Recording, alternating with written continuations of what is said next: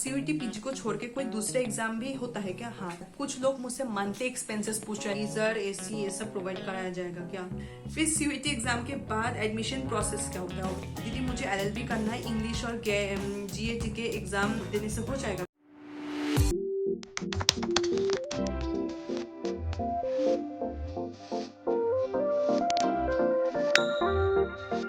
So hello everyone, my name is Athana. Welcome to Being with Athana. I hope you all are doing well at home safe and sound. So guys, आज मैं एक Q&A session conduct करने वाली हूँ जिसमें मैं आप लोग की मोस्ट रिपीटेड क्वेश्चन के आंसर करने वाली हूँ।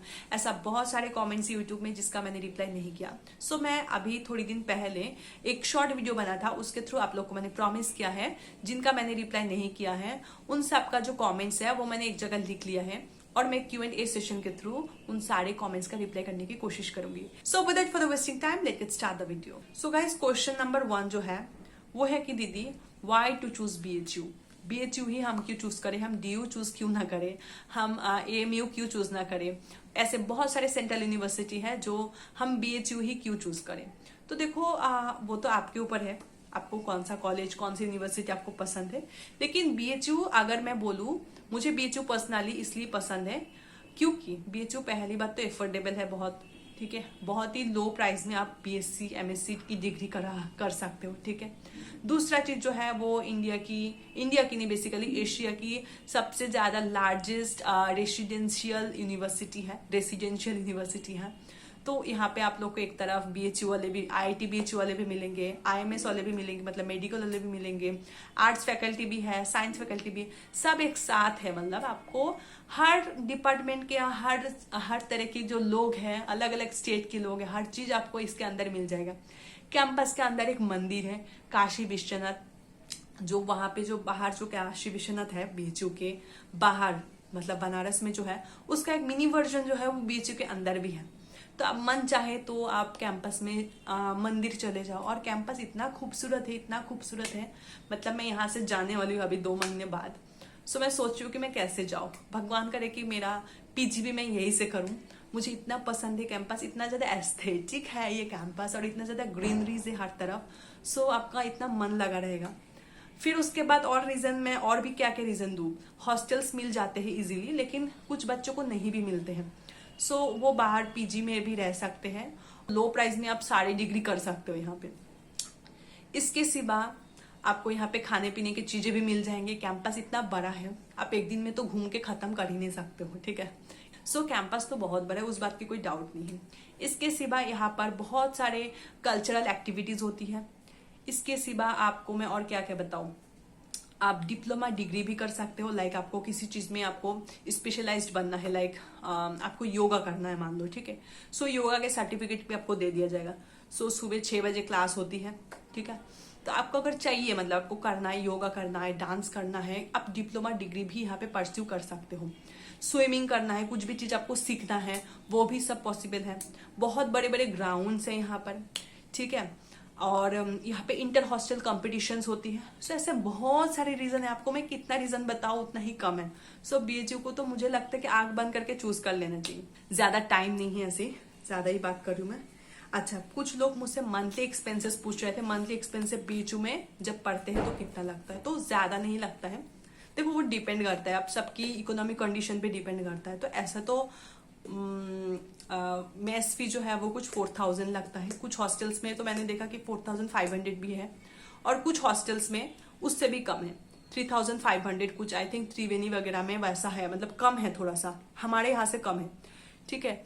और तो मेस फी आप मान लो एवरेज 4000, और आपका जितना पॉकेट मनी उतना। और सेमिस्टर वगैरह की जो फी होता है वो 6 मंथ के एक साथ होता है। तो कॉलेज की जो सेमेस्टर फी है वो कुछ 2000-3000 होता है।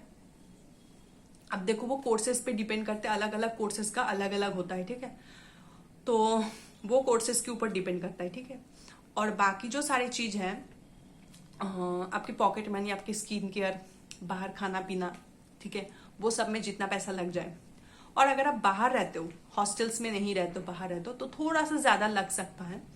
क्योंकि बाहर आप, एक तो पहली बात तो आप जिस रूम में रहोगे उसका रूम का रेंट पे करोगे।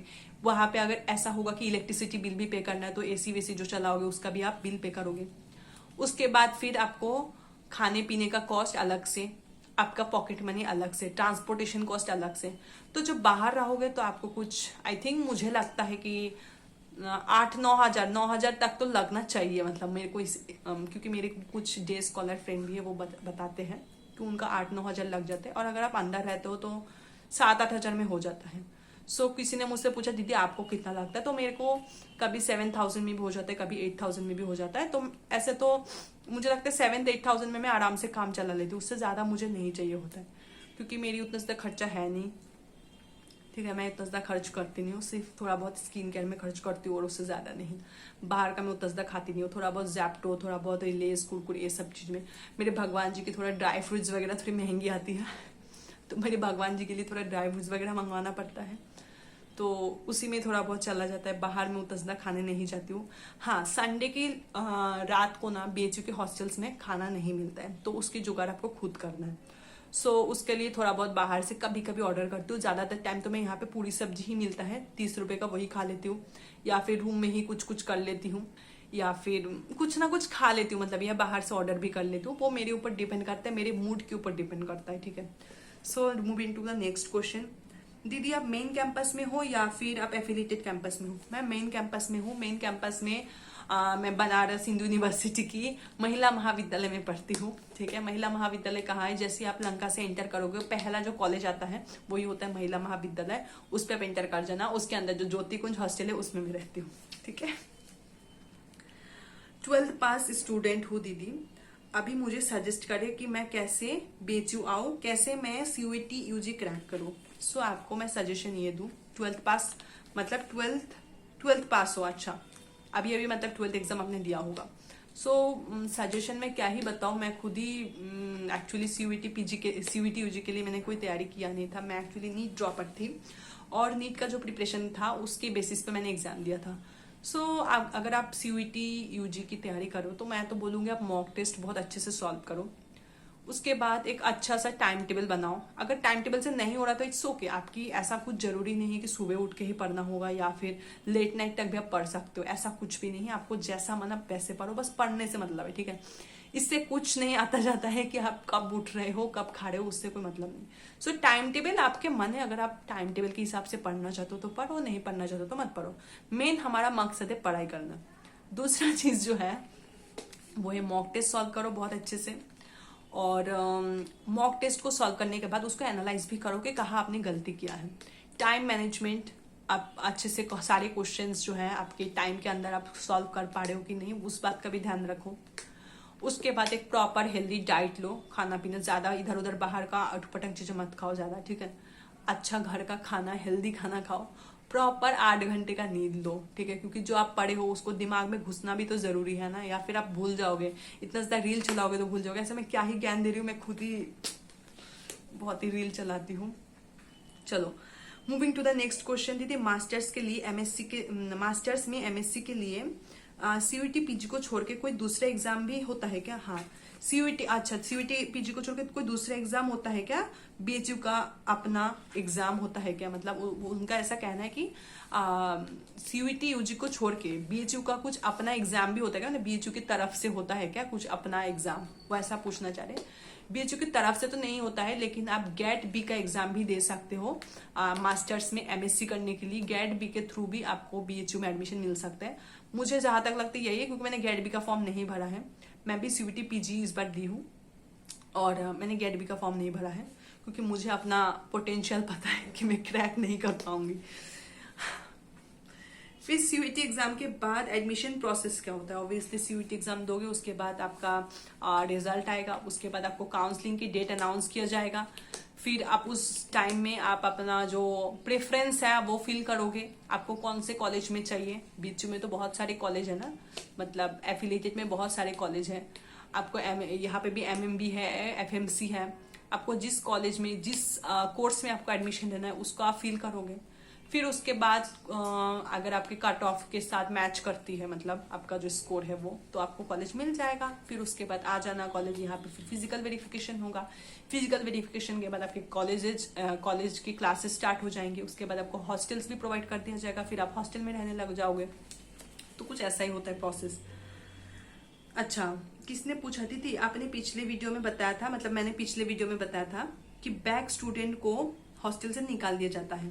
तो निकालने के बाद दीदी वो लोग कहाँ जाते हैं, तुमको क्या करना है, वो लोग कहाँ जाते हैं? देखो निकाल, अच्छा फिर पूछेंगे कि निकाल क्यों देते हैं, बैक स्टूडेंट को क्यों निकाल देते हैं, निकालने के बाद कहाँ जाते हैं? एक तो निकालने के बाद वो लोग बाहर जाते हैं, मतलब बाहर पीजी वगैरह में रेंट करके रहते हैं, ठीक है। तो बैक स्टूडेंट को इसलिए निकाल दिया जाता है क्योंकि उनकी जो सीजीपीए है वो थोड़े से कम हो जाते हैं। तो आपको यहाँ पे रहने के लिए मिनिमम सीजीपीए मेंटेन करने के रखना पड़ता है, ठीक है। बैक अगर हो जाएगा तीनों सब्जेक्ट में, मतलब ईयर बैक अगर हो जाएगा, ऐसे कोई बैक लगेगा तो कोई दिक्कत नहीं, एक सब्जेक्ट का 2 सब्जेक्ट का बैक लगेगा तो कोई दिक्कत नहीं। लेकिन अगर आपके सारे सब्जेक्ट में बैक लग गए हैं तो आपको हॉस्टल से निकाल के बाहर कर देते, मतलब ठीक है, बाहर चले जाते हैं, जो हॉस्टल से निकाल के बाहर जाते हैं, क्योंकि उनको हॉस्टल्स में नहीं रखा जाता है। उनके जगह कोई दूसरे बच्चे आते हैं जिनको हॉस्टल्स मान लो कि नहीं मिला है, ठीक है। जैसे अभी सेकेंड ईयर है, सेकेंड ईयर स्टार्ट हो जाएगा इन लोग का, मई खत्म होते, मतलब इनका मई जून महीने में उनके एग्जाम होता है ना, जून में तो सॉरी छुट्टी होती है, जुलाई में जब एग्जाम होगा तो कुछ बच्चों को ऐसे बैक लग जाएगा। सो बैक लगने के बाद क्या होगा, कुछ बच्चों को निकाल देंगे, ठीक है। निकालने के बाद जिनको हॉस्टल्स नहीं मिले उनको फिर उसमें डालेंगे। बैक स्टूडेंट को एक बार बाहर हो गए तो वो दोबारा नहीं आते हैं। फिर अगर एप्लीकेशन वगैरह डाल के अगर उनको मिल सकता है तो अच्छी बात है, मिल जाएगा। फिर उसके बाद पूछा कि दीदी मुझे एलएलबी करना है, इंग्लिश और जीएटी के एग्जाम देने से हो जाएगा क्या? हाँ, एलएलबी में तो इंग्लिश और जीएटी से हो जाना चाहिए। मैंने ऐसा सुना है, एक्चुअली मैं कंफर्म नहीं हूँ क्योंकि मेरी साइंस बैकग्राउंड से हो तो मुझे एलएलबी के बारे में नहीं पता है, लेकिन आई थिंक इंग्लिश और जीएटी से हो जाएगा। दीदी बीएचयू में कौन से मीडियम में पढ़ाया जाता है, इंग्लिश या हिंदी?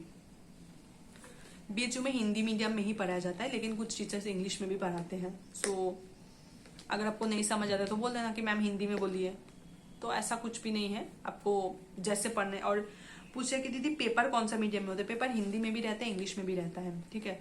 और साइंस में तो इंग्लिश में ही रहता है। आर्ट्स में मैंने ऐसा सुना है कि हिंदी में भी रहेगा, इंग्लिश में भी रहेगा, लेकिन आपके टीचर्स अगर इंग्लिश में पीपीटी प्रोवाइड कर रहे तो आपको इंग्लिश में आंसर करना चाहिए मेरे हिसाब से। तो सो आप वो टीचर से बात कर लेना, मुझे इस बारे में नहीं पता है, लेकिन ऐसे हिंदी में ही समझाते टीचर, हिंदी में ही, लेकिन पीपीटी उनका इंग्लिश में ही रहता है जिस प्रेजेंटेशन से वो पढ़ाते हैं, ठीक है। एमएमवी में न्यू बिल्डिंग फर्स्ट ईयर के कब तक बन जाएगा?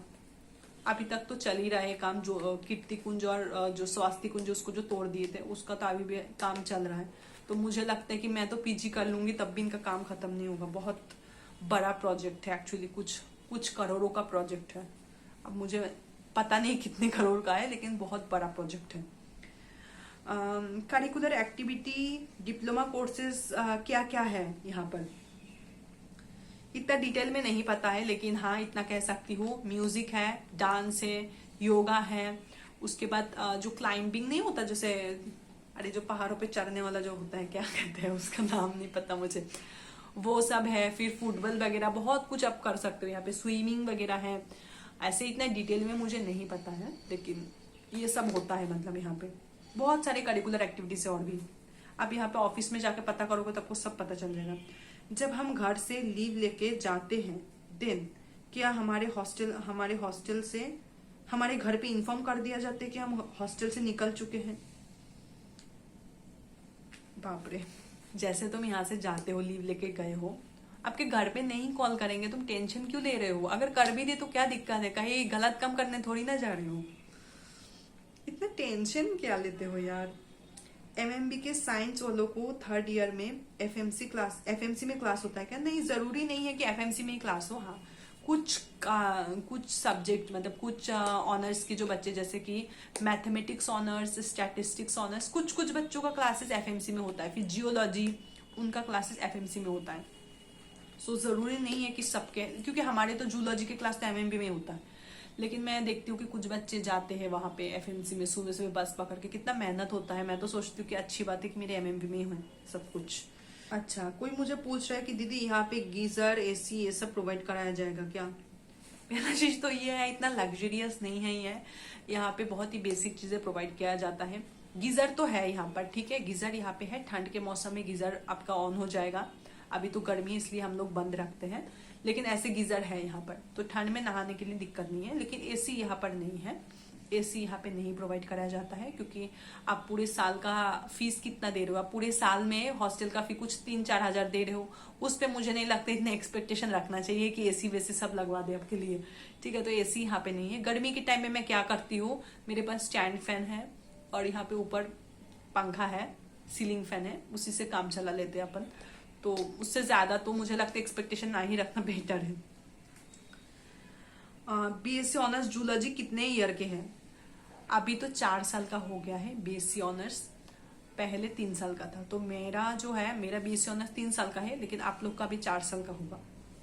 हेलो दीदी, एमएमबी के फर्स्ट ईयर स्टूडेंट को 4 सीटर रूम मिलता है कि 2 सीटर रूम मिलता है? सो एमएमबी के फर्स्ट ईयर स्टूडेंट को अभी तो फिलहाल 2 सीटर रूम ही मिलने लगा है, पहले 4 सीटर रूम मिलता था। और अभी जो प्रज्ञा कुंज है और कुंदन देवी है, उसमें फर्स्ट ईयर के बच्चे रहते हैं। और स्वास्थ्य कुंज और कीर्ति कुंज जो कि एमएमबी की बाहर है, उसमें सेकेंड ईयर के स्टूडेंट रहते हैं। और ज्योति कुंज वाले बच्चे जो है, उसमें ज्योति कुंज वाले मतलब ज्योति कुंज हॉस्टल में 3rd ईयर के बच्चे रहते हैं। हम लोग अभी ज्योति कुंज में हैं, ठीक है। सो गाइज, ये था कुछ क्वेश्चन जो मोस्ट रिपीटेड था, और भी बहुत सारे कमेंट्स हैं जिसका मैं धीरे धीरे रिप्लाई कर रही हूँ, और या फिर मैं नेक्स्ट वीडियो में बता दूंगी सारे जितने बाकी कमेंट्स है। एक वीडियो के थ्रू सारे कमेंट्स का रिप्लाई करना पॉसिबल नहीं है, ठीक है। वीडियो में कुछ भी अच्छा लगा हो then hit the like button, comment down below. कुछ और भी डाउट्स हो तो आप मुझे कमेंट कर सकते हो, इंस्टाग्राम में भी तुरंत मैसेज कर सकते हो, मैं तुरंत के तुरंत रिप्लाई कर दूंगी, ठीक है। So thank you so much guys, thanks for giving your precious time to watch this video. Also don't forget to subscribe this channel. Thank you so much.